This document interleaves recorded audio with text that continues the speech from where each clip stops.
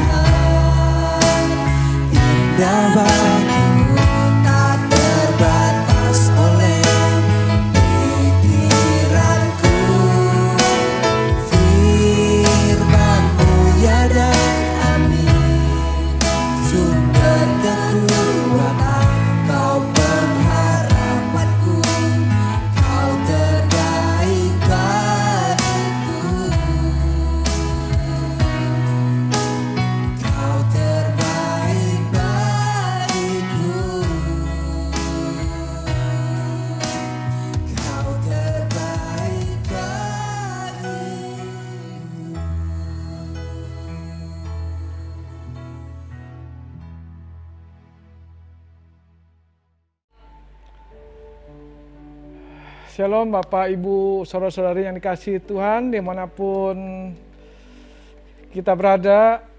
Hari ini kita mau mendengar firman Tuhan. Sebelum mendengar firman Tuhan, mari kita berdoa. Haleluya. Terima kasih Tuhan untuk hari yang Kau berikan, untuk anugerah yang Kau berikan kepada kami semua, sehingga kami boleh ada sebagaimana kami ada saat ini. Bagaimana kami ada dengan keadaan baik, kami percaya Engkau memimpin menuntun kami. Sebentar kami akan mendengarkan firman-Mu. Terima kasih Tuhan. Di dalam nama Yesus yang siap mendengar firman, mari sama-sama katakan, amin. Shalom. Bapak Ibu yang dikasihi Tuhan, saudara-saudari yang dikasihi Tuhan, kita bersyukur kalau kita boleh ada sampai hari ini, sampai saat ini. Saya percaya Tuhan pelihara kita, Tuhan sediakan yang kita butuhkan. Dia memimpin, menyertai kita. Dan satu hal yang harus kita pegang, bahwa janjinya tidak pernah batal. Janjinya tidak pernah terlambat. Seperti yang sudah saya sampaikan minggu-minggu kemarin, bagaimana saat dia berjanji kepada Daud, dia menepati janjinya. Saat dia berjanji kepada Abraham, dia menepati janjinya. Bukan berdasarkan perbuatan kita, bukan berdasarkan apa yang kita lakukan, tetapi berdasarkan karena kesetiaannya kepada kita, kesetiaannya kepada janji-janjinya. Dia tidak pernah lalai menepati janjinya. Hari ini saya masih mau berbicara tentang janjinya.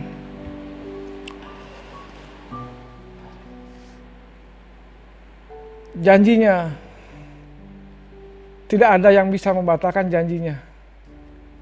Tidak ada satu pun yang bisa membatalkan janjinya. Mari kita buka. Ini ya. Ya, kita mulai. Lukas 7:47. Jadi kegagalan kita, kelalaian kita tidak bisa membatalkan janjinya. Saya mau ajak saudara baca ayat ini, atau biar saya yang baca. Sebab itu aku berkata kepadamu, dosanya yang banyak itu telah diampuni.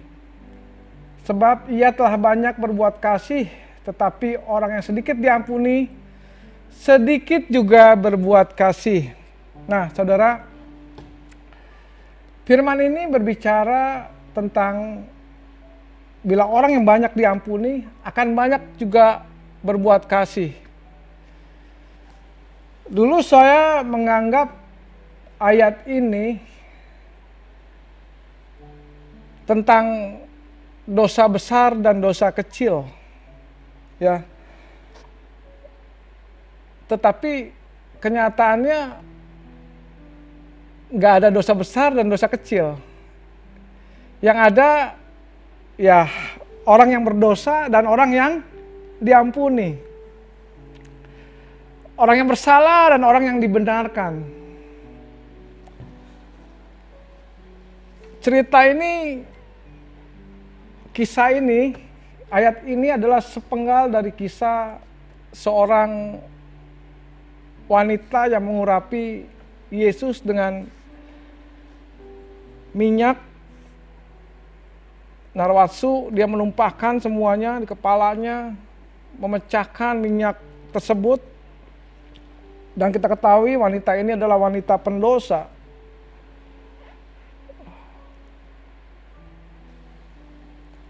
Tapi setelah dia diampuni dosa-dosanya, dia benar-benar memberikan apa yang paling berharga dalam kehidupannya, yaitu minyak narwastu. Jadi ayat ini saya tangkap bukannya wah orang yang banyak dosanya itu orang yang diampuni paling banyak, atau orang yang dikit dosanya orang yang paling dikit diampuni. Tapi ini berbicara tentang bagaimana kita bisa menerima anugerah, menerima pengampunan. Karena ada banyak orang yang walaupun dosanya diampuni, dia nggak merasa diampuni, tetapi dia selalu berpikir bahwa dia harus berusaha dengan kekuatannya sendiri, berusaha dengan usahanya sendiri untuk mendapat pengampunan. Kenyataannya nggak ada orang yang bebas dari dosa, dari kesalahan. Karena di ayat yang lain, Yesus juga pernah berbicara tentang seorang yang hutang sekitar 10.000 talenta. Karena kalau sampai istri dan anak-anaknya dijual pun, itu hutangnya tidak bisa lunas. Tetapi raja yang memberikan hutang itu melihat orang yang berhutang ini merasa kasihan, berbelas kasihan, lalu dibebaskan hutangnya. Tetapi orang berhutang ini berkata, aku akan melunasi hutangku, katanya. Padahal hutangnya sudah dilunaskan, sudah dilunasi. Oleh karena itu dia merasa nggak merasa bahwa dia udah terima pengampunan atas hutang-hutangnya. Makanya waktu dia keluar ketemu teman yang berhutang sekitar 100 atau 10 talenta, dia mencekiknya, nggak ada kasih. Nggak berbuat kasih. Tetapi saudara lihat, ayat ini berbicara sebab itu aku berkata kepadamu, dosanya yang banyak itu telah diampuni sebab ia telah banyak berbuat kasih. Tetapi orang yang sedikit diampuni, sedikit juga berbuat kasih. Saudara lihat, nanti ada satu tokoh yang benar-benar merasa bersalah, merasa berdosa, tetapi diampuni. Dan kita lihat kehidupannya berubah total. Ya, ini saya mau berbicara kisah tentang Petrus. Kisah Petrus itu ditulis di 4 Injil. Walaupun ada cuman sedikit, tetapi keempat Injil, Matius, Markus, Lukas, Yohanes, itu menulis tentang kisah tentang Petrus yang jatuh dalam dosa, yaitu yang menyangkal Yesus, ya. Yuk kita mulai. Jadi kisah Petrus ini semua Injil menulisnya. Kenapa? Karena supaya kisah Petrus ini bisa kita bisa memberikan perhatian penuh gitu. Ya, tentang peristiwa ini. Jadi Yesus tuh punya 12 murid. Ada 3 orang murid yang terdekat dengan Yesus, yaitu Petrus, Yakobus, dan Yohanes. Mereka paling sering melihat Yesus melakukan mukjizat. Mereka melihat orang sakit disembuhkan, orang mati dibangkitkan, yang buta melihat, yang lumpuh berjalan, terus yang air menjadi anggur, mereka melihat semua gitu ya. Jadi mereka waktu kejadian seperti itu mungkin makin percaya mereka kalau ngeliat kenyataan seperti itu. Salah satunya Petrus sering melihat itu, dia jadi menjadi murid yang paling mengasihi Tuhan Yesus. Dia murid yang paling semangat. Murid yang berasa bahwa dirinya paling mengasihi Yesus. Bahkan dia pernah berkata, jika teman-teman yang lain tergoncang imannya, sekali-sekali dia tidak akan tergoncang. Nah, ini ayatnya kita baca. Ya, kata Petrus kepadanya, biarpun mereka semua tergoncang imannya, aku tidak. Ada beberapa ayat ditulis, Yesus berkata kepadanya, aku berkata kepadamu, sesungguhnya malam ini sebelum ayam berkokok, engkau telah menyangkal aku 3 kali. Tapi Yesus tahu, walaupun dia bilang bahwa dia paling mengasihi Yesus, tapi Yesus tahu, sebelum ayam berkokok 3 kali, sebelum ayam berkokok, dia akan menyangkal Yesus 3 kali. Ya, kata Petrus kepadanya, nih lihat dia, dia berbicara seperti semangat gitu ya, bahwa dia mau menunjukkan bahwa dia adalah murid yang paling setia, yang memiliki iman yang paling setia, iman yang kuat, iman yang kokoh. Makanya kata Petrus kepadanya, sekalipun aku harus mati, katanya. Sekalipun aku harus mati bersama-sama engkau, aku tak akan menyangkal engkau. Nah, semua murid pun jadi ikut-ikutan juga berkata seperti itu. Tapi yang ngomong begitu siapa? Petrus. Dia begitu semangat, merasa imannya kuat, dan dia merasa ingin menunjukkan kesetiaannya, menunjukkan kekuatan imannya. Tetapi lihat, ternyata pengakuan cinta Petrus pada Yesus itu hanya sementara. Ketika Yesus ditangkap dan disalibkan untuk kita semua, untuk mereka juga, Ini yang terjadi.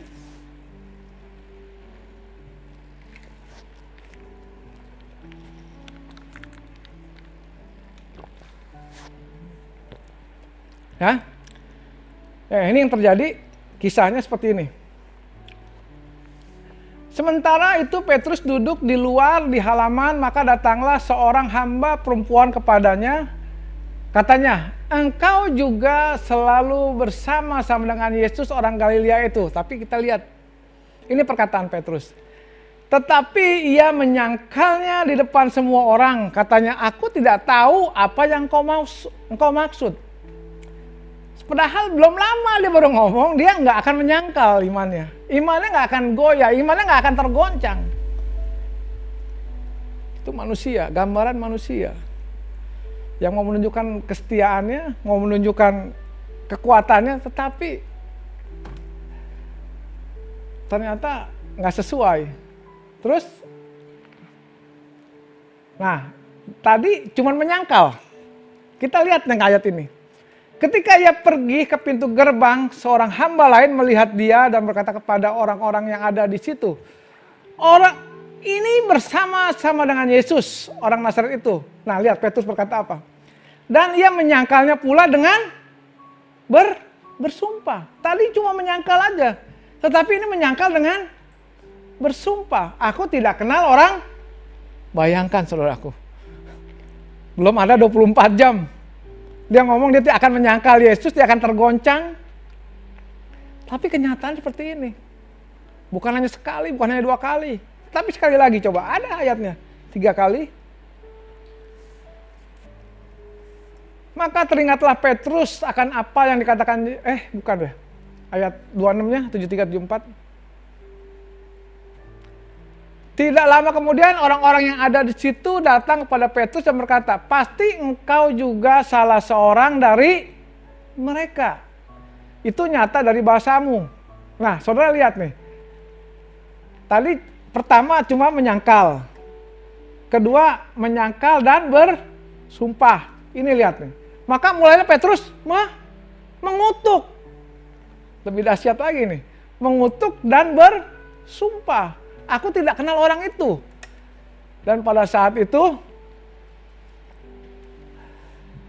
berkokoklah ayam. Nah, maka teringatlah Petrus akan apa yang dikatakan Yesus kepadanya. Sebelum ayam berkokok, engkau telah menyangkal aku 3 kali. Lalu ia pergi keluar dan menangis dengan sedihnya. Saudaraku, lihat pengakuan Petrus hanya sementara. Dia ingin membuktikan imannya, tapi dia gagal. Dia tadinya bilang dia yang mau menunjukkan bahwa dia adalah orang yang paling setia kepada Yesus. Tapi dia menyangkal Yesus. Petrus adalah murid yang terdekat dengan Yesus. Dan dia juga mendeklarasikan bahwa cintanya kepada Yesus itu yang paling dalam. Kenyataannya tidak seperti itu, ya. Semua murid Yesus meninggalkan Yesus. Tapi yang menyangkal, yang mendeklarasikan perkataan bahwa dia tidak akan meninggalkan Yesus, ya Petrus ini. Semua iman mereka terguncang dan meninggalkan Yesus. Petrus menangis, sedih.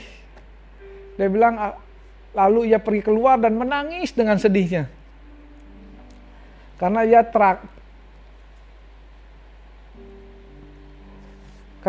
teringat akan perkataan Yesus bahwa sebelum ayam berkokok 3 kali, sebelum ayam berkokok dia sudah menyangkal Yesus 3 kali.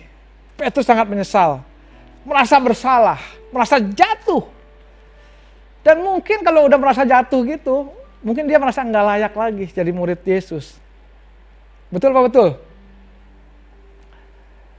Karena tadinya dia merasa kuat, merasa paling mengasihi Yesus, tapi ternyata yang jatuh, yang menyangkal, yang gagal,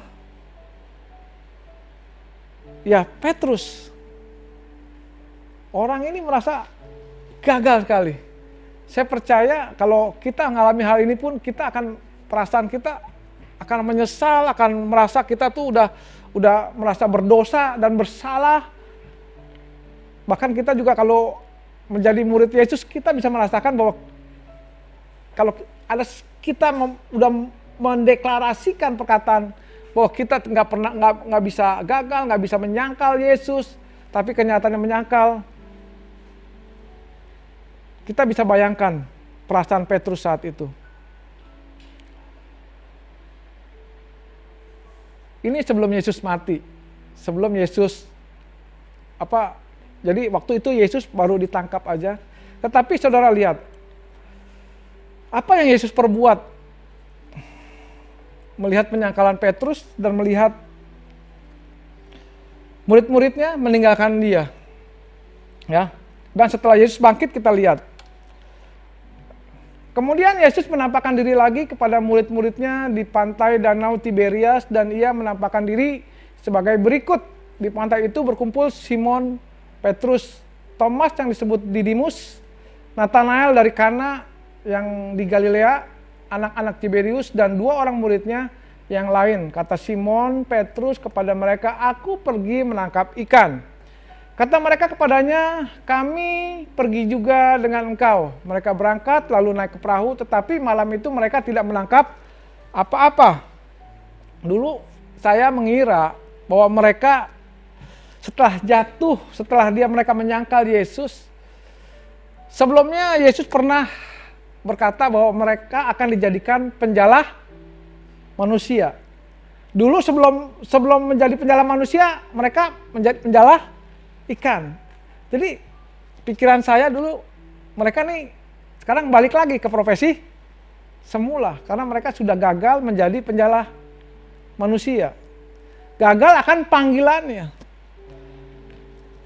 Tetapi saudara lihat jalan ceritanya, ya. Sebenarnya Yesus sudah tahu. Ini udah ganti slide ya?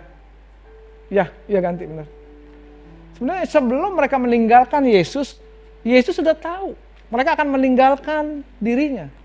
Maka berkata Yesus kepada mereka, "Malam ini kamu semua akan tergoncang imanmu karena aku, sebab ada tertulis, aku akan membunuh gembala dan kawanan domba itu akan tercerai-berai. Akan tetapi sesudah aku bangkit, aku akan mendahului kamu ke Galilea."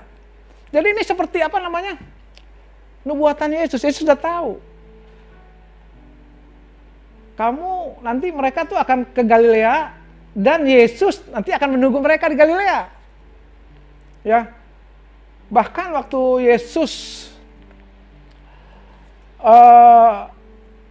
mati dan murid-muridnya pergi ke kuburan, ada malaikat yang mengingatkan siapa? Mengingatkan murid-muridnya. Jadi waktu mau melihat Yesus di kuburan, nggak ada, malah ketemu seorang malaikat. Dan malaikat itu bilang gini, "Tetapi sekarang pergilah, katakanlah kepada murid-muridnya dan kepada Petrus, ia mendahului kamu ke Galilea. Di sana kamu akan melihat dia seperti yang sudah dikatakannya kepada kamu." Ada perkataan yang aneh di sini yang nggak biasa saya lihat, ya. Tetapi sekarang pergilah, katakanlah kepada murid-muridnya dan kepada Petrus. Petrus itu termasuk murid-muridnya nggak? Termasuk murid-muridnya. Kenapa ayat ini nggak bilang hanya kepada murid-muridnya, tetapi kepada murid-muridnya dan kepada Petrus? Ia mendahului kamu ke Galilea. Jadi Yesus mendahului mereka ke Galilea, di mana kamu akan melihat dia seperti yang sudah dikatakannya kepada kamu. Ternyata mereka ke Danau Galilea, mereka menangkap ikan. Sebenarnya mereka juga sudah pernah mendengar perkataan itu, Yesus akan menemui mereka. Ya. Tapi ada satu hal, kenapa katakanlah kepada murid-muridnya dan kepada Petrus. Ya, jadi sebelum murid-muridnya jatuh, Yesus tuh udah tahu. Di malam kematian Yesus, Yesus tahu mereka akan tercerai-berai. Yesus juga masih berkomitmen untuk menemui murid-muridnya di Galilea. Coba kalau saudara jadi pemimpin, jadi Yesus gitu, jadi pemimpin dan anak buah saudara mengkhianati saudara, meninggalkan saudara, masih mau nemui nggak? Tapi saudara lihat, ini di sini ada kasih Yesus yang walaupun dikhianati, yang walaupun ditinggalkan oleh murid-muridnya, walaupun disangkal oleh murid-muridnya, ia masih mau datang menemui murid-muridnya, bahkan berjanji, berkomitmen.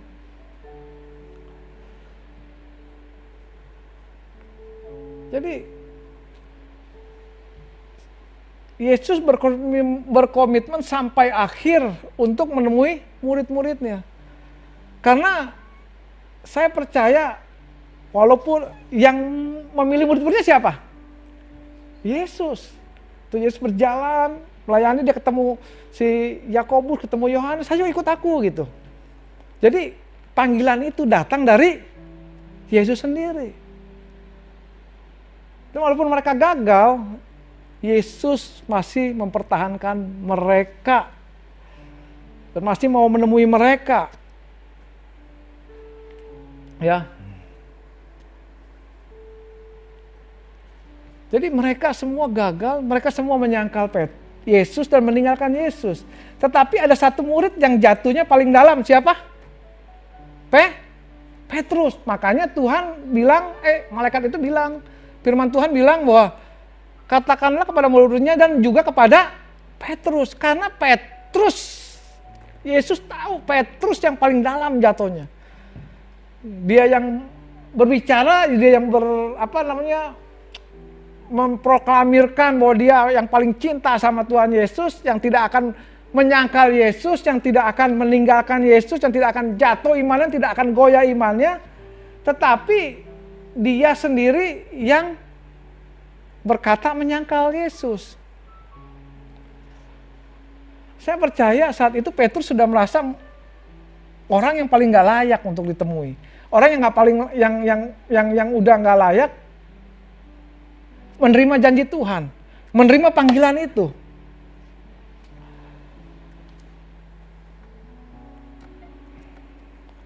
Bahkan Petrus pernah mengakui bahwa atau menyangkal pernah mengenal Yesus.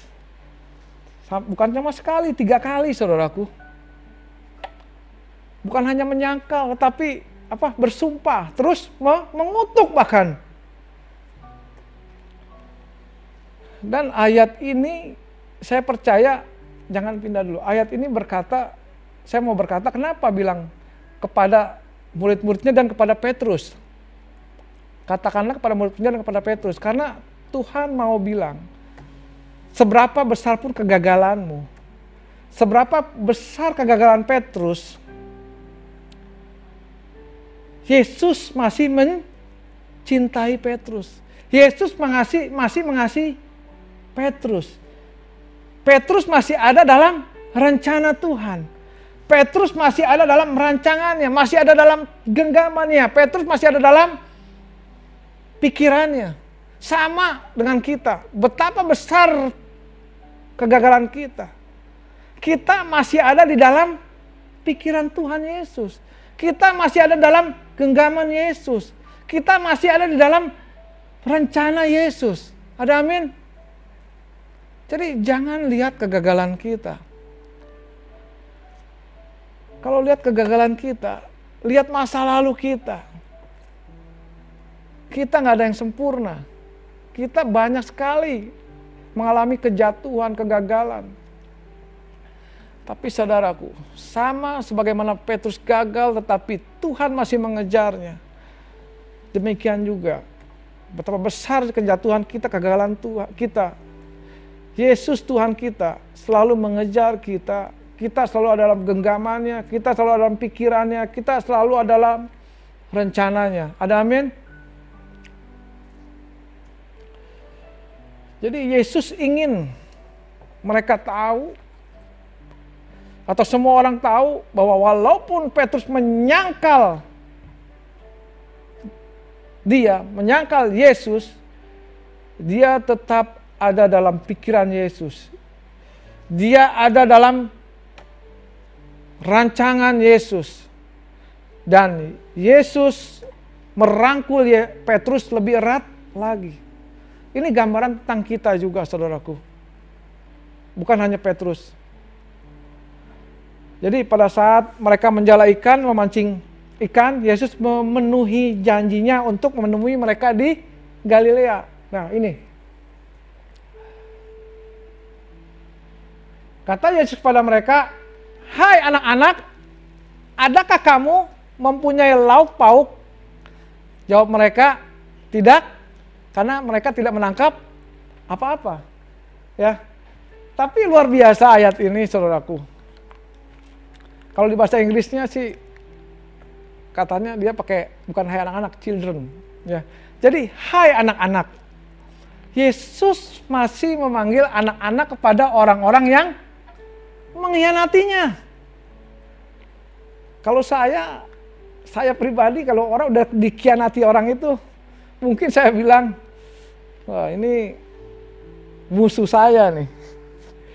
Tapi Tuhan Yesus bilang, anak-anak kepada orang-orang yang meninggalkan dia. Orang-orang yang menyangkal dia. Orang-orang yang mengkhianati dia. Makanya judul ini khotbah ini saya kasih judul bukan cinta biasa. Kenapa Tuhan bisa begitu? Kenapa Yesus bisa begitu? Karena kasihnya. Karena kasihnya tanpa syarat kepada kita. Kasihnya tanpa kondisi. Lalu coba lihat. Kata Yesus kepada mereka, bawalah beberapa ikan yang terus setelah mereka nggak dapat apa-apa kan suruh menyebarkan jala kan Petrus. Akhirnya mereka dapat. Ya. Nah kata Yesus kepada mereka, bawalah beberapa ikan yang baru kamu tangkap itu. Simon Petrus naik ke perahu lalu menghela jala itu ke darat. Penuh ikan-ikan besar, 153 ekor banyaknya, dan sungguh pun sebanyak itu jala itu tidak koyak. Tidak ada di antara murid-murid itu yang berani, kelewat ya. Kata Yesus kepada mereka, marilah dan sarapanlah. Tidak ada di antara murid-murid yang berani bertanya kepadanya, siapakah engkau? Sebab mereka tahu bahwa ia adalah Tuhan. Yesus maju ke depan, mengambil roti dan memberikannya kepada mereka. Demikian juga ikan itu. Saudara perhatikan yang saya kasih warna merah. Ya. Marilah dan sarapanlah. Saudara masih mau nggak menyediakan sarapan, menyediakan makanan, menyediakan hidangan buat orang-orang yang mengkhianati saudara? Buat orang-orang yang meninggalkan saudara. Tetapi saudara, Yesus Tuhan kita. Makanya ada firman yang mengatakan, aku adalah gembala yang baik. Daud bilang, Tuhan adalah gembalaku. Takkan kekurangan aku. Bahkan ada satu firman yang mengatakan, dia menyediakan hidangan di hadapan musuh-musuhku. Dulu saya bilang, saya pikir saya nih, musuh-musuh kita itu orang-orang yang mau menjahati kita. Tapi musuh-musuh kita itu sebenarnya pikiran kita, rasa bersalah kita yang mengkondem kita, menghakimi kita bahwa kita tidak layak lagi menerima pemeliharaan dari Tuhan Yesus. Karena kita sudah gagal, kita sudah lalai. Tuhan nggak mungkin lagi pelihara kita. Tetapi kita lihat di sini, walaupun mereka sudah meninggalkan Tuhan, walaupun mereka sudah mengkhianati Yesus, Tuhan bilang apa? Marilah dan sarapanlah. Tuhan Yesus menyediakan hidangan, menyediakan makanan buat mereka semua.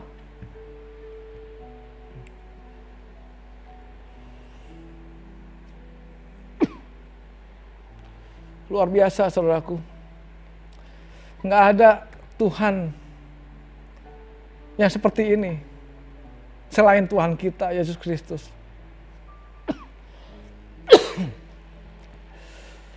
Kasihnya, janjinya tidak bisa dibatalkan oleh kegagalan kita.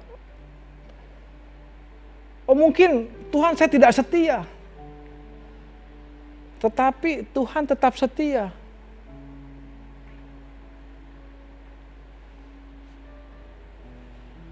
Kalau saudara dikhianati seperti itu, kita lihat Tuhan Yesus walaupun disalib, dia mati, dia bisa bangkit. Allah yang perkasa.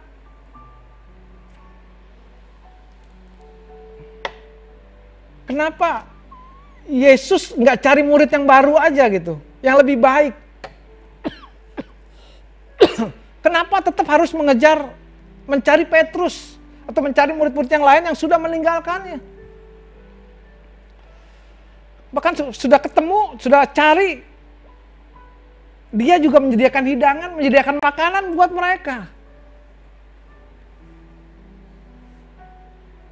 Saudara lihat, saudara perhatikan.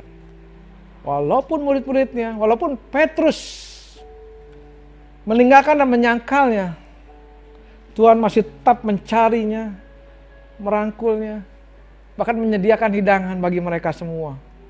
Ada amin? Yesus bisa aja mencari murid-murid yang baru. Betul apa betul? Karena dia Allah yang perkasa, Allah yang hebat.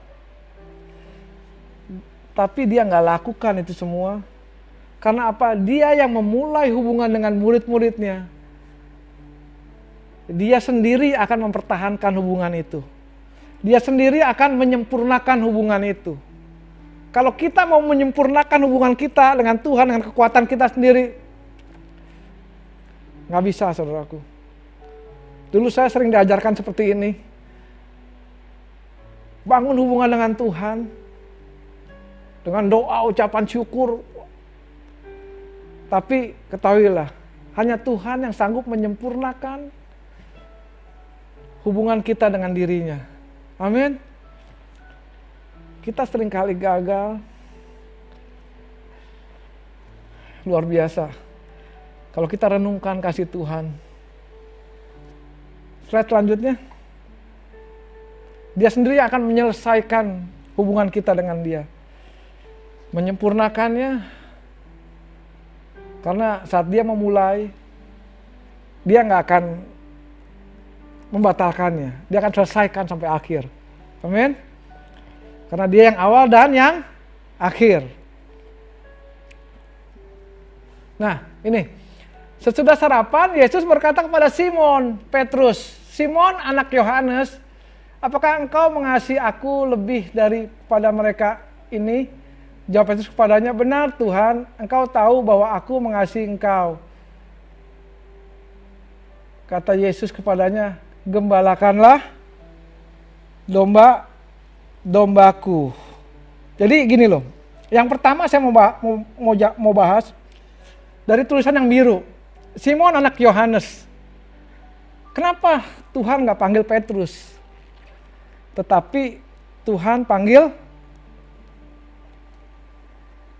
Simon anak Yohanes. Karena pertama Tuhan ketemu Petrus, dulu namanya bukan Petrus, namanya Simon anak Yohanes. Jadi Tuhan mau mengingatkan bahwa kan Petrus sudah merasa mungkin dia sudah gagal akan panggilannya. Di sini Tuhan Yesus mau mengingatkan Petrus. Dulu aku yang panggil kamu. Sekarang pun aku tetap akan panggil kamu. Makanya dia panggil Simon anak Yohanes, dia nggak panggil Petrus.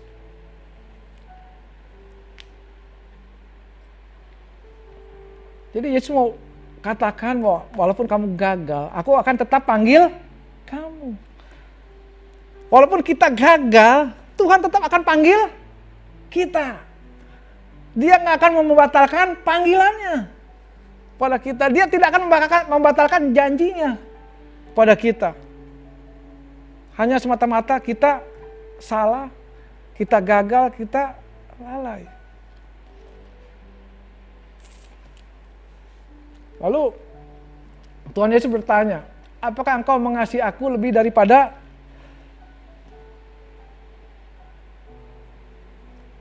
apakah engkau mengasihi aku lebih daripada mereka ini? Jawab Petrus padanya, benar Tuhan, engkau tahu bahwa aku mengasihi engkau. Kata Yesus kepadanya, gembalakanlah domba-dombaku. Nah, jadi kenapa Yesus nanya gini? Apakah Yesus nggak tahu hati Petrus? Yesus tahu hati Petrus. Tetapi gini loh, Petrus pernah berkata, walaupun semua imannya tergoncang, aku sekali-kali tidak. Petrus pernah mendeklarasikan bahwa cintanya kepada Yesus yang paling hebat, yang paling terdalam. Nah, kita lihat jawaban Petrus saat ini. Saat Tuhan Yesus tanya seperti ini, apakah engkau mengasihi aku lebih daripada mereka? Jawabannya enggak seperti tipikal Petrus yang lama, yang lalu. Dulu mungkin kalau sebelum dia jatuh ke dalam dosa, dia gagal. Kalau dia ditanya, Petrus, apakah engkau mengasihi aku? Pasti jawabannya beda, bukan begini. Ya Tuhan, aku pasti mengasihi engkau. Tapi lihat di sini jawabannya. Benar Tuhan, engkau tahu. Dia pakai kata engkau tahu bahwa aku mengasihi engkau. Jadi Petrus menjawab tidak lagi dengan kata-kata seperti tipikal Petrus yang lama. Saat itu jawabannya sudah berbeda. Kepercayaan atas maksudnya untuk menonjolkan dirinya sendiri, kekuatannya sendiri mulai turun. Kenapa? Karena kasih Yesus yang mau menemui dia. Karena kebaikan Yesus, kelemah lembutan Yesus yang mau menemui dia walaupun dia gagal, dia salah. Ada pengampunan. Dan kepercayaannya hanya kepada Yesus saja. Dia bilang, engkau tahu Yesus. Engkau tahu bahwa aku mengasihi engkau. Jadi Petrus tidak lagi mau menonjol dan tidak lagi mau membuktikan kasihnya kepada Yesus dengan kekuatannya sendiri. Karena dia mulai tahu bahwa Yesus tahu segalanya. Tapi Yesus tidak bertanya satu kali.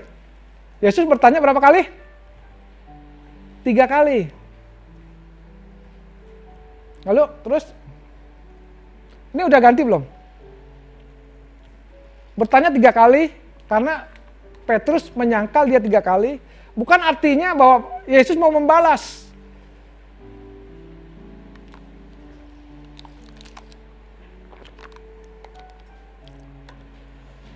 Nah, pertanyaan yang kedua kali seperti ini. Kata Yesus pula kepadanya untuk kedua kalinya, Simon anak Yohanes, apakah engkau mengasihi aku? Jawab Petrus kepadanya, benar Tuhan, engkau tahu bahwa aku mengasihi engkau.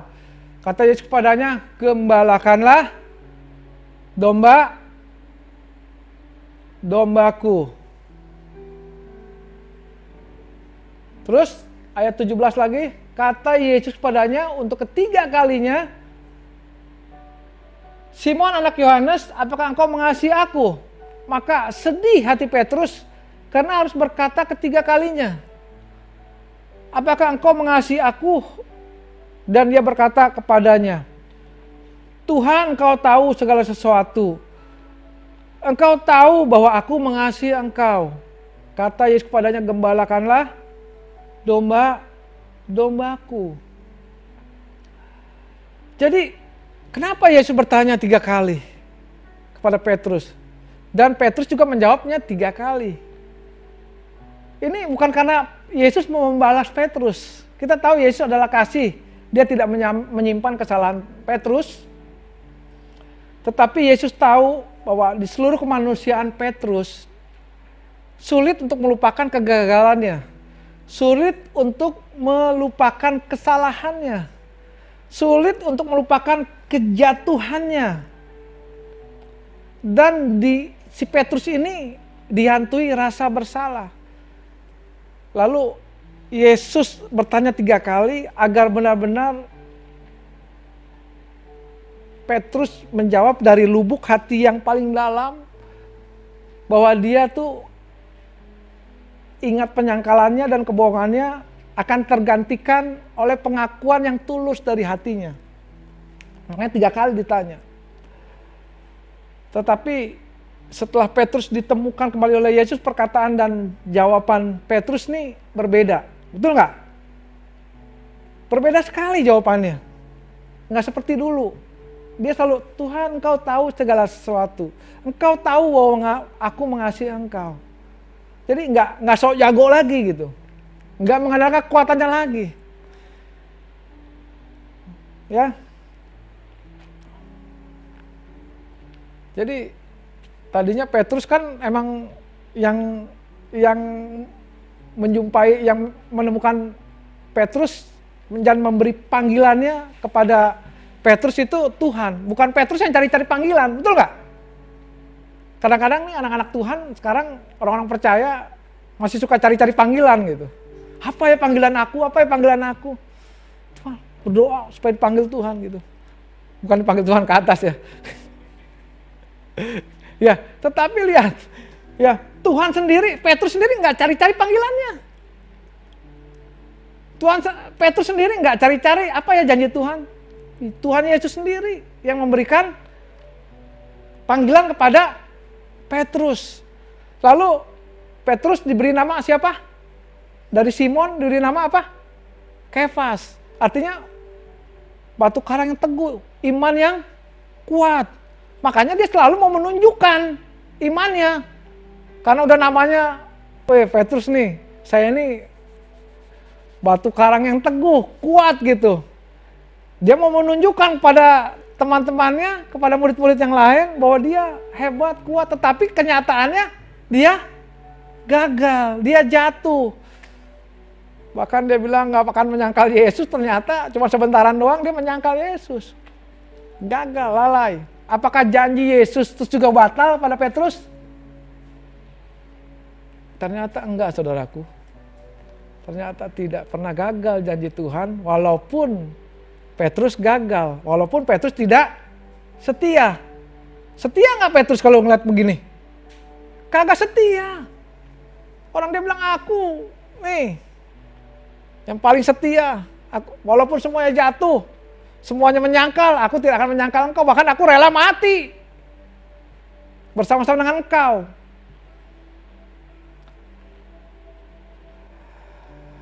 Tapi saudara lihat bahwa setelah dipulihkan hatinya, Tuhan Yesus nggak cuma pulihkan hatinya. Tuhan Yesus juga pulihkan panggilannya. Makanya dia selalu tanya, dia kali nanya, 3 kali bilang, gembalakanlah domba-dombaku. Kau akan menjadi penjala manusia. Makanya selalu bilang 3 kali terakhir ditanya, apakah engkau mengasihi aku? Tuhan Yesus, waktu Petrus jawab, iya Tuhan, aku mengasihi engkau. Dan 3 kali pula Tuhan Yesus bilang, gembalakanlah domba-dombaku. Artinya apa? Bukan hanya hatinya dipulihkan, tetapi panggilannya pun dipulihkan, dikembalikan lagi. Walaupun Petrus merasa, mungkin saat itu merasa udah gak layak. Makanya dengan perkataan yang 3 kali itu supaya Petrus tahu bahwa Tuhan tidak pernah membatalkan panggilannya dan janjinya kepada Petrus, juga kepada kita semua. Amin. Ya.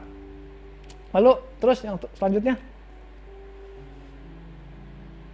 Nah, kita lihat dulu pengakuannya bohong seperti ini. Dulu ada, jadi Tuhan tahu bahwa Petrus menyesal dan akan penyangkalannya dan kebohongannya. Makanya waktu dia dijumpai dan dipulihkan kembali, jawabannya berbeda. Dulu waktu ketemu sama orang di Matius 26 ayat 70 ditanya, wah ini orang ini murid Yesus. Dia bilang, wah ini salah satu dari mereka. Tapi dia jawabnya gini, di Matius 26 ayat 70, aku tidak tahu apa yang engkau, selalu berkata bohong gitu. Padahal pada saat itu belum lama dia berkata bahwa dia tidak akan menyangkal. Tapi lihat, dia selalu bohong waktu dia bilang, wah ini muridnya juga, wah ini salah satu dari mereka. Aku tidak tahu apa yang kau maksudnya, 3 kali dia bilang. Tapi jawaban pengakuan yang tulus seperti ini. Benar Tuhan, engkau tahu bahwa aku mengasihi engkau. Beda kan jawabnya. Dulu mau menunjukkan kekuatannya, tetapi gagal. Tetapi setelah Tuhan Yesus rangkul dia kembali, Tuhan Yesus peluk dia kembali dan Tuhan Yesus berikan pengampunan yang tulus. Jawabannya beda. Ditanya 3 kali, bahkan di Matius 26 ayat 27, itu ayat 72 juga, aku tidak kenal orang itu. Jadi 3 kali ditanya. 3 kali dia dulu menjawab bohong. Tetapi di sini, benar Tuhan, Engkau tahu bahwa aku mengasihi Engkau. Bahkan waktu sampai 3 kali sampai dia mengutuk dan bersumpah. Dan pengakuan tulusnya, Petrus berkata, Tuhan Engkau tahu segala sesuatu, Engkau tahu bahwa aku mengasihi Engkau. Kalau dulu, waktu ditanya, ini salah satu muridnya, dia jawab, 3 kalinya juga dia bohong. Aku tidak tahu apa yang Engkau maksud. Aku tidak kenal orang itu. Saudara, kalau orang terdekat saudara bilang, oh, gue gak kenal Denny, aku gak kenal Febe katanya. Sakitnya tuh di sini, sakit sekali. Febe bilang, aku gak kenal Denny. Orang terdekat loh, yang sudah ngelihat mujizat, ngelihat apa yang Yesus lakukan. Tetapi Tuhan Yesus, Tuhan kita adalah Tuhan yang setia. Dia pulihkan Petrus walaupun dia selalu menyangkal. Bukan selalu, dia sudah menyangkal Yesus. Jadi dari Petrus yang berbohong menjadi Petrus yang rendah hati. Itulah kuasa pengampunan. Petrus yang berserah dan tulus, hatinya tulus.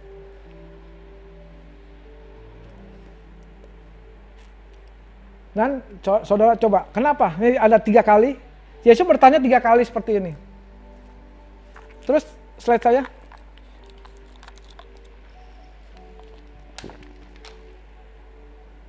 Jadi kalau di bahasa aslinya itu bukan mengasihi. Yesus bilang pakai kata agape. Simon anak Yohanes, apakah engkau mengasihi aku? Apakah engkau agape aku? Lebih dari segalanya, 3 kali bertanya. Agape itu cinta yang tanpa kondisi. Cinta yang yang cuma Tuhan yang punya gitu. Bukan cinta yang timbal balik. Jadi cinta tanpa syarat.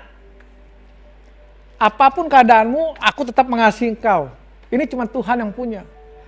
Makanya dibilang, Simon anak Yohanes, apakah engkau agape aku lebih dari segalanya? Lalu Petrus menjawab, benar Tuhan, engkau tahu bahwa aku mengasihi engkau. Tapi dia bukan pakai agape, dia pakai phileo. Phileo itu kasih yang timbal balik. Jadi kalau Denny mengasihi Febe waktu pacaran nih ceritanya, karena Febe mengasihi Denny gitu. Jadi karena kamu mengasihi aku jadi mengasihi kamu. Jadi timbal balik itulah kasih manusia, biar seperti itu. Makanya si Petrus jawabnya cuman, aku pilih engkau. Lalu ditanya lagi kedua kali. Benar Tuhan engkau tahu, ditanya, Simon anak Yohanes, apakah engkau mengasihi atau agape aku lebih dari segalanya? Petrus masih menjawab, benar Tuhan aku pilih kamu. Masih pakai pilio, karena dia nggak bisa pakai agape. Dia benar-benar udah rendah hati. Udah nggak sombong lagi, nggak menunjukkan kekuatannya lagi. Nah, kalau dulu Petrus yang berusaha naik ke level Yesus kan. Mau tinggi lebih. Wah, saya sanggup, saya hebat, saya kuat, saya bisa mengasihi Yesus. Saya bisa mengasihi kamu dan saya tidak akan menyangkal kamu. Tetapi hari ini, Petrus tahu bahwa dia nggak bisa. Lalu apa yang dilakukan? Dulu Petrus yang mencoba naik, tapi ini apa? Yesus yang menurunkan level kasihnya kepada Petrus. Waktu dia bertanya seperti ini, Simon anak Yohanes, apakah engkau bukan pakai agape lagi, tapi Tuhan bilang, Simon anak Yohanes, apakah engkau mengasihi aku? Apakah engkau pilih aku? Lalu Petrus dengan menangis berkata, dan ia berkata padanya, Tuhan, Engkau tahu segala sesuatu. Engkau tahu bahwa aku pileo kamu. Jadi Tuhan yang menurunkan levelnya jadi sama dengan Petrus. Aku juga pileo kamu, Tuhan Yesus. Lalu Tuhan Yesus bilang, gembalakanlah domba-dombaku. Sebanyak berapa kali? 3 kali juga ngomongnya. Karena apa? Bukan hanya hati Petrus yang dipulihkan, tetapi apanya dipulihkan juga? Panggilannya. Karena Tuhan sudah bilang, engkau akan kujadikan penjala manusia. Di dalam kegagalan Petrus, di dalam ketidaksetiaan Petrus, di dalam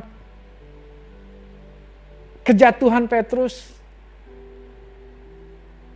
Tuhan bukan hanya pulihkan hatinya, tetapi Tuhan Yesus juga pulihkan panggilannya. Tuhan juga pulihkan janji-janjinya buat Petrus. Ada amin? Kalau Tuhan mau seperti itu kepada Petrus, dia juga pasti berbuat seperti itu kepada saya dan Anda sekalian. Ada amin? Itulah Tuhan kita. Nggak ada Tuhan yang lain selain Dia yang bisa berbuat seperti ini, yang mau berbuat seperti ini.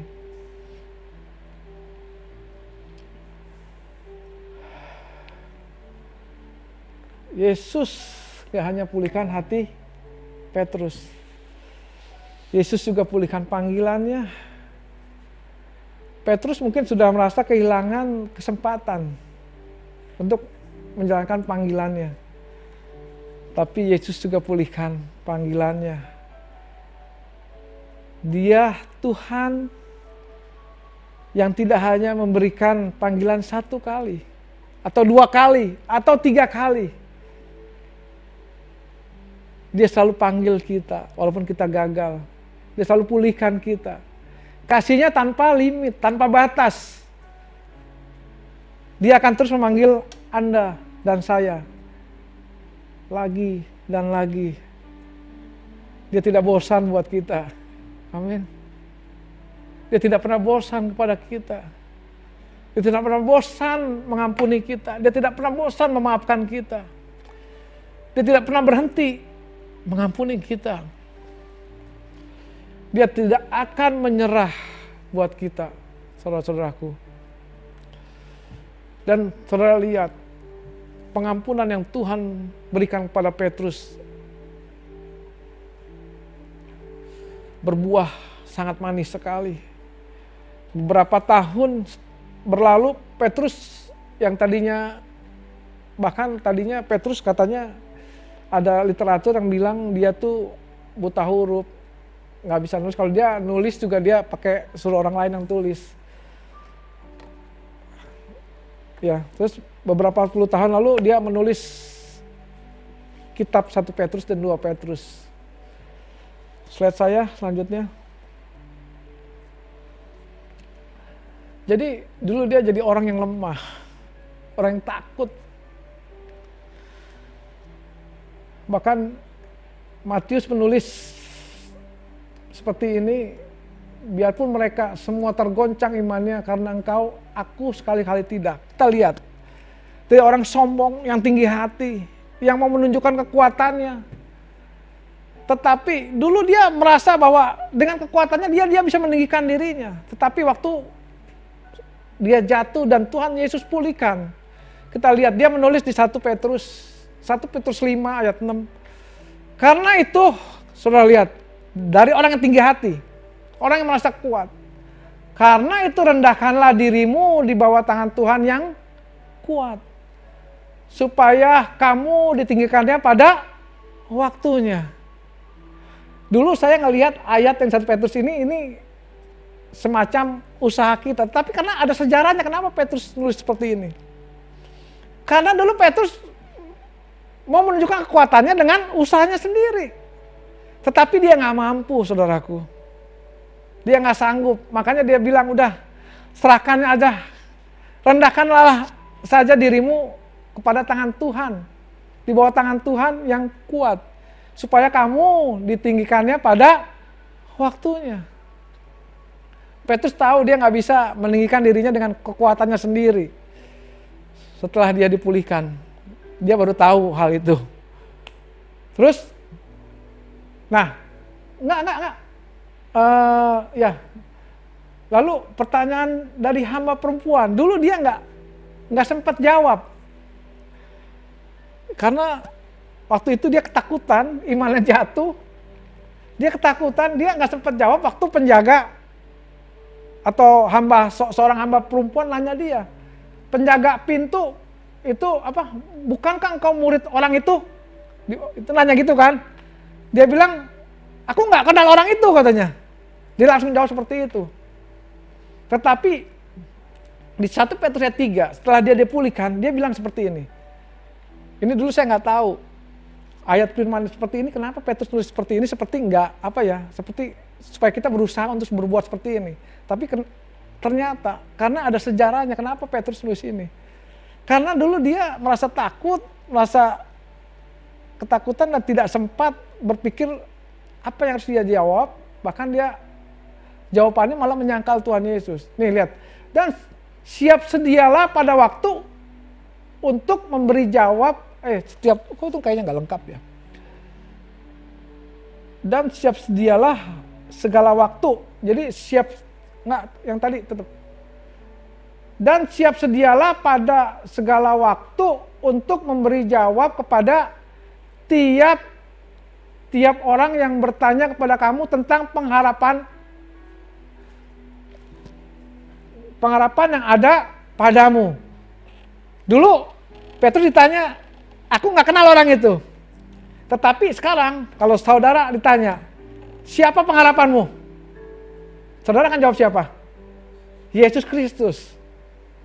Sama, makanya Petrus bilang, dan siap sedialah pada segala waktu untuk memberi jawab pada tiap-tiap orang yang bertanya kepadamu tentang pengharapan yang ada padamu.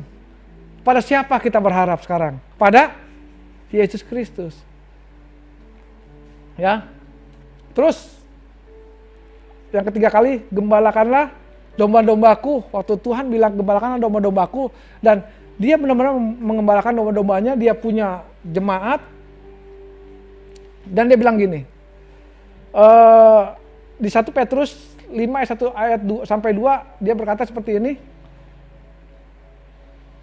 Aku menasihatkan para penatua di antara kamu, aku sebagai teman penatua dan saksi penderita Kristus, yang juga akan mendapat bagian dalam kemuliaan yang akan dinyatakan kelak, gembalakanlah kawanan domba Allah yang ada padamu. Jangan dengan paksa, tetapi dengan sukarela sesuai dengan kehendak Allah. Jangan karena mau mencari keuntungan, tetapi dengan pengabdian diri. Dulu Petrus, kalau dia mau mengembalakan domba-dombanya, dia selalu ingin mencari keuntungan biar apa? Biar dia tuh dirasa lebih hebat dari yang lain. Tapi ini tulisannya beda sekarang. Setelah dia dipulihkan, setelah dia mendapat pengampunan, setelah dia mendapat cinta Tuhan kembali, jawabannya beda. Bahkan dia bilang bisa menasihatkan orang-orang penatua-penatua, dia bilang gembalakanlah domba-domba yang ada padamu, jangan dengan paksa, ada kasih. Bukan lagi kesombongan. Dia bilang dengan sukarela, jangan dengan paksa, dia bilang. Jangan karena mencari keuntungan, tetapi dengan pengabdian diri. Berubah sekali. Jadi kasih Tuhan, pengampunan Tuhan, itulah yang bisa mengubahkan kita. Bukan usaha diri kita, kekuatan kita. Ya, kita lihat Tuhan kita adalah Tuhan yang setia.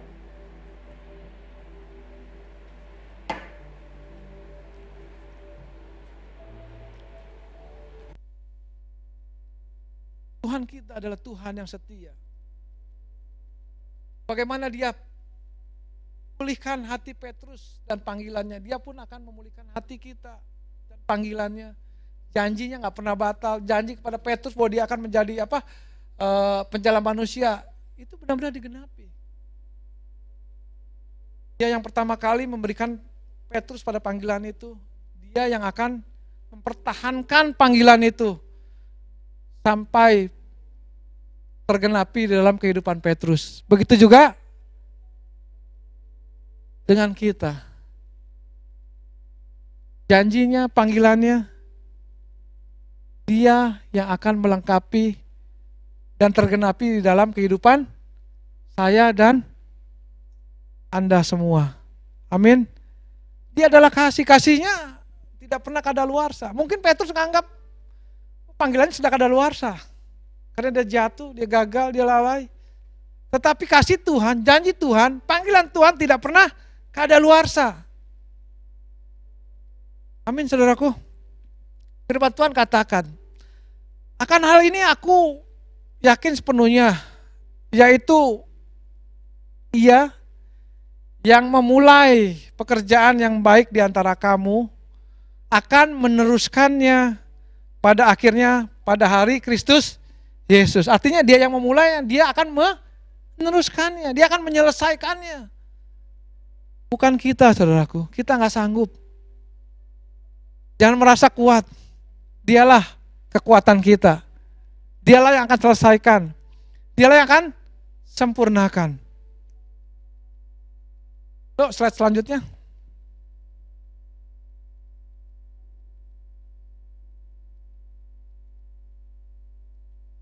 Sementara itu, sebelum hari raya Paskah mulai, Yesus telah tahu bahwa saatnya sudah tiba untuk beralih dari dunia ini kepada Bapa. Sama seperti Ia senantiasa mengasihi murid-muridnya, demikianlah sekarang Ia mengasihi mereka sampai akhir. Saudaraku, ini. Dia mengasihi atau agape mereka sampai akhir. Jadi kasihnya tuh, janjinya dia bilang dia mengasihi mereka sampai akhir bukan karena perbuatan mereka. Ini kasih agape itu tanpa syarat saudaraku. Ya, ini adalah kasih yang setia, kasih selamanya, kasih yang tidak pernah putus asa, kasih yang tidak pernah menyerah, kasih yang tidak mudah kecewa. Dia tidak pernah lupa dengan kita, dia tidak pernah lupa dengan Petrus. Dia juga tidak pernah lupa dengan kita. Walaupun kita lupa, walaupun Petrus lupa akan janji Tuhan karena lalai, karena gagal. Ketika kita gagal untuk percaya, sama seperti Petrus gagal untuk percaya. Padahal Petrus kan sudah sering sekali gitu melihat mujizat yang Yesus perbuat, Yesus lakukan. Tetapi dia tidak pernah lupa akan rancangannya buat kita. Dia tidak pernah lupa akan janjinya buat kita. Bahkan Dia akan mempertahankan dan menggenapi janjinya untuk hidup kita. Ada amin? Bahkan saat kita merasa tidak layak, seperti Petrus nggak layak. Petrus juga merasa nggak layak. Dia yang akan melayakkan kita. Ada amin saudaraku? Saya panggil para pemusik untuk naik. Haleluya. Thank you Jesus. Biar musik menyanyikan lagu ini dengan lembut. Haleluya. Pertama kali Petrus dipanggil, bukan Petrus yang mencari panggilan itu, tetapi Yesus yang beri Petrus panggilan itu. Dan ketahuilah saudara, kalau Yesus atau Tuhan panggil saudara dan memberikan janjinya, rencananya kepada saudara, itu bukan saudara yang cari, tetapi Tuhan yang berikan pada saudara. Dan satu hal, apabila Dia sudah memberi panggilan dan janjinya itu, Dia tidak pernah membatalkan dan Dia tidak pernah lalai panggilannya. Dia tidak pernah lalai akan janji dan panggilannya. Dia yang memulai, Dia akan meneruskan dan Dia akan menyelesaikannya. Sampai janji dan panggilannya itu tergenapi dalam kehidupan saudara dan saya. Lihat Petrus yang walaupun diberi nama Petrus, batu karang yang teguh, iman yang kuat, dan dia mencoba untuk membuktikannya dengan kekuatannya sendiri, tapi dia nggak sanggup. dia jatuh. Petrus nggak mampu, nggak sanggup menyelesaikan panggilannya dan janji Tuhan yang diberikan kepadanya. Tetapi hanya Tuhan Yesus yang sanggup menyelesaikannya buat Petrus. Kita nyanyikan lagu ini lagi dari awal. Haleluya. Lupakan yang di belakangku. Haleluya. Ku serahkan diriku hanya padamu Yesus, dan ku berlari kepada tujuanku. Kau beriku hari yang baru, Lama telah berlalu. Rencanamu Tuhan indah bagiku, tak terbatas oleh pikiranku. Terima kasih Yesus. Firman-Mu ya dan amin. Haleluya. Sumber kekuatan, Kau pengharapanku, Kau terbaik bagiku.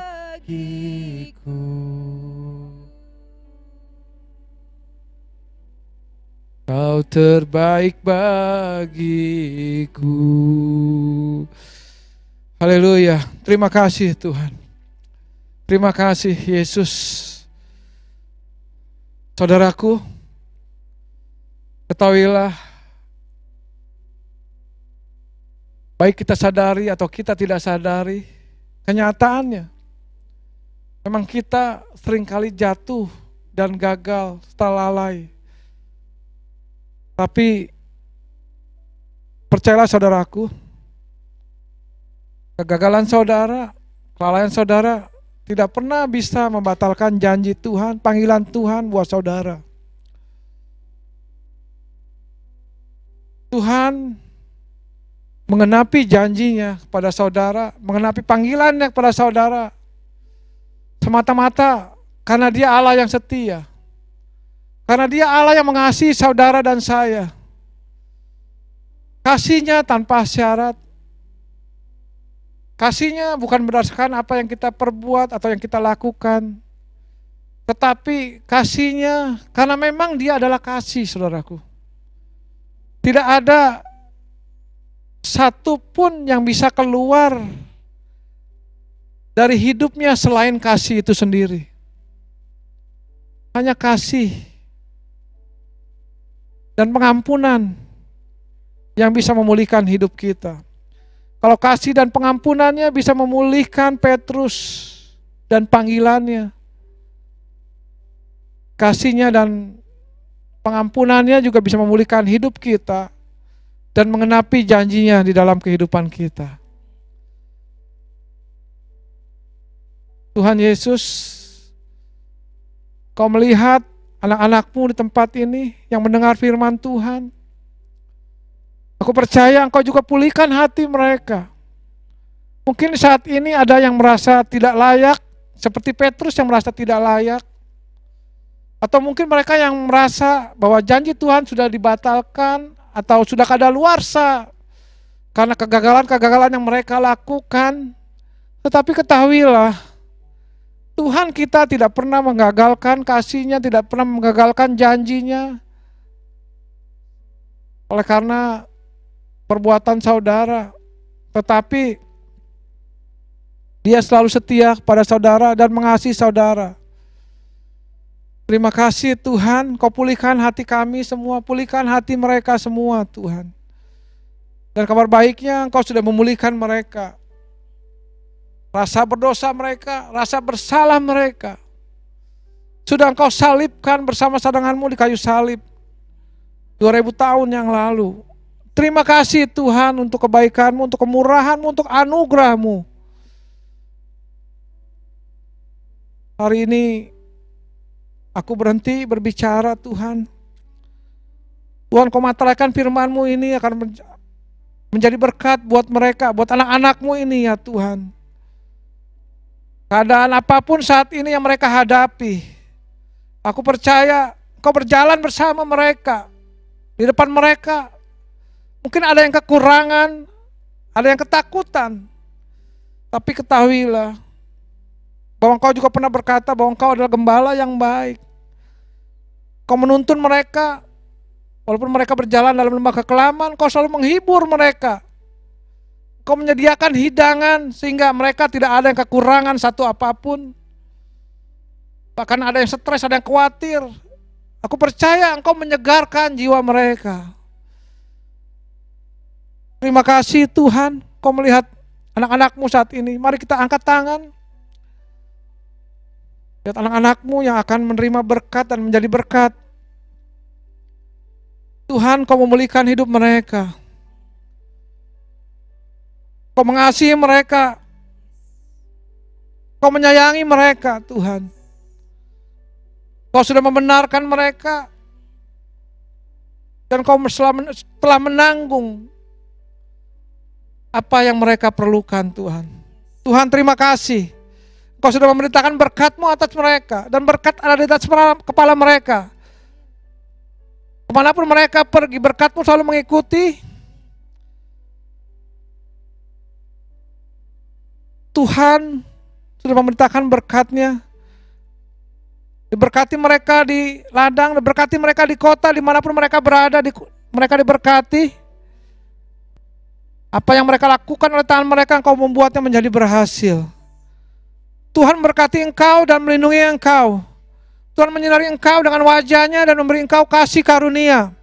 Tuhan menghadapkan wajah-Nya kepadamu dan memberi engkau damai sejahtera. Kekasih-kekasih Tuhan, terimalah berkat damai sejahtera sukacita Allah dari Tuhan Allah Bapa kita melalui Yesus Kristus, juga persekutuan yang manis dengan Roh Kudus. Mulai saat ini sampai Tuhan menjemput kita di awan-awan yang permai, bahkan sampai selama-lamanya. Yang percaya menerima berkat, mari sama-sama katakan amin. Beri kemuliaan buat Tuhan. Selamat hari Minggu, Tuhan memberkati.